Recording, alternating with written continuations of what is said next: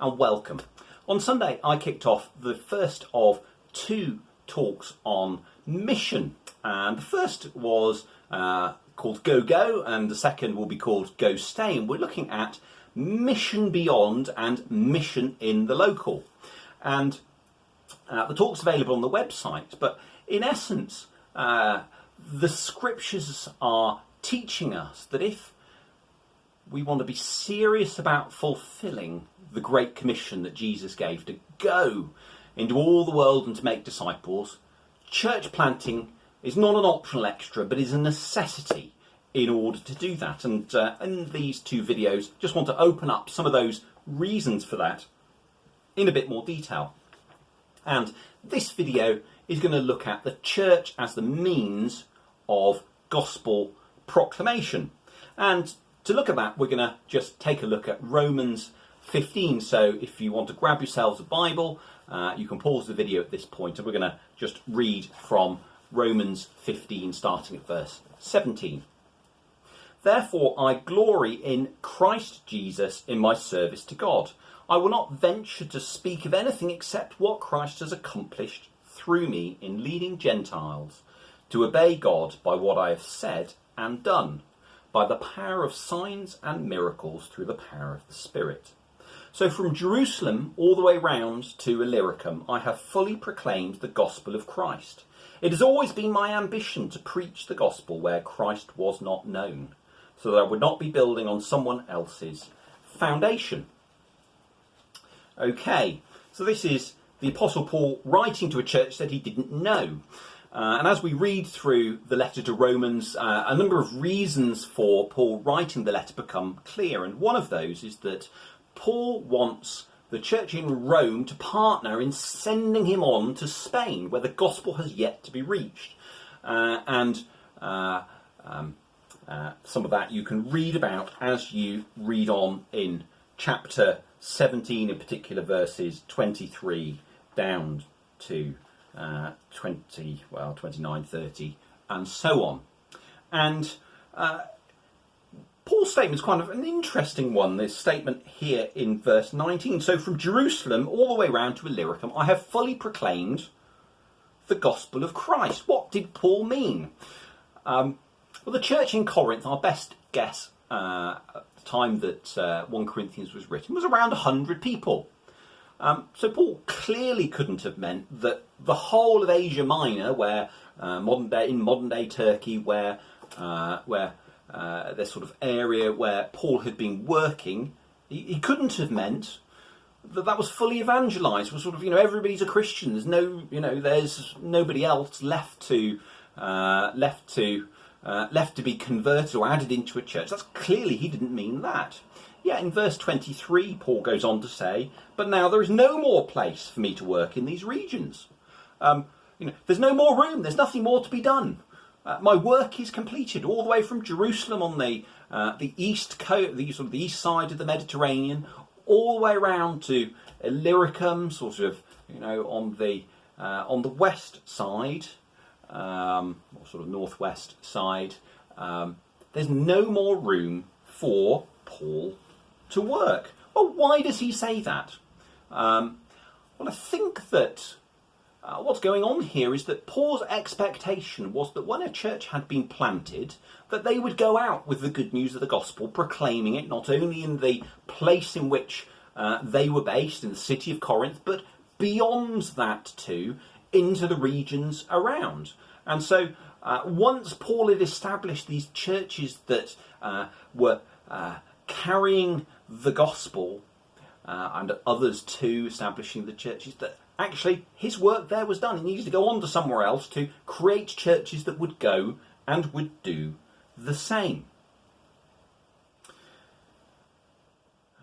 Paul's not interested in numbers, but has he established churches which go out with the gospel, and are there new areas in which he's yet to see churches established?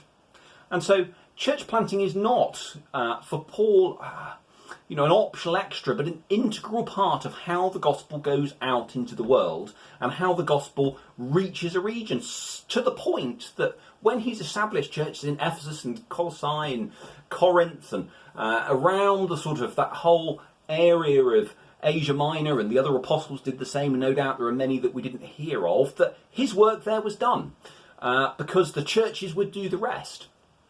And we need to be clear-sighted on that too, that actually church planting is the means in which, or the means through which, gospel proclamation happens. We trust that each of the churches that are established in a given place are proclaiming the gospel, but there is room for more. There is more work to be done and more room for churches to be established.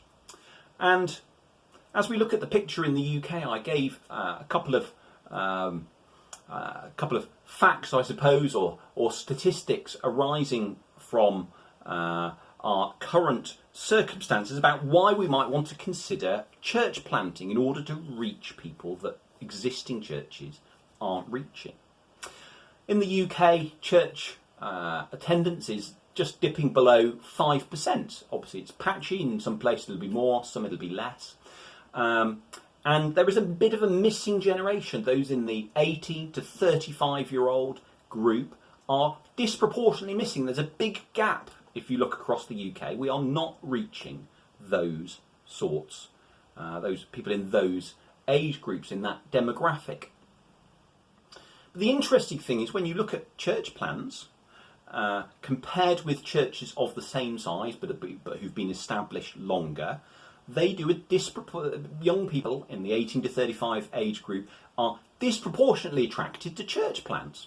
So if we want to reach that missing generation, the stats say we need to plant churches because they're more attracted to those. And indeed, if we want to see people who are lost added into God's family, new churches, again compared with older churches of the same size, attract 3 to 6 times as many non-Christians.